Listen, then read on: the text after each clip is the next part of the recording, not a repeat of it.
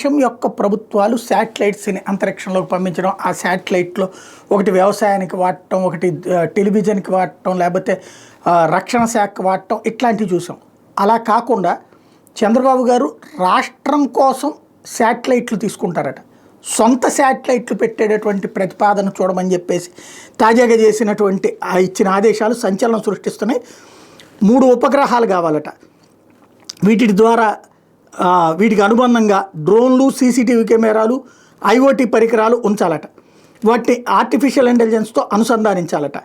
తద్వారా రియల్ టైంలో సేవలు అందించవచ్చట. ఇది మంగళవారం కలెక్టర్ల సదస్సులో చెప్పింది, మనం చెప్పట్లేదు, తాజాగా ఈనాడే చెప్తుంది. వాస్తవంగా ఇది చాలా విచిత్రమైనటువంటి అంశం. ఇంతవరకు ఏ రాష్ట్ర ప్రభుత్వం చేయనటువంటి అంశం కూడా.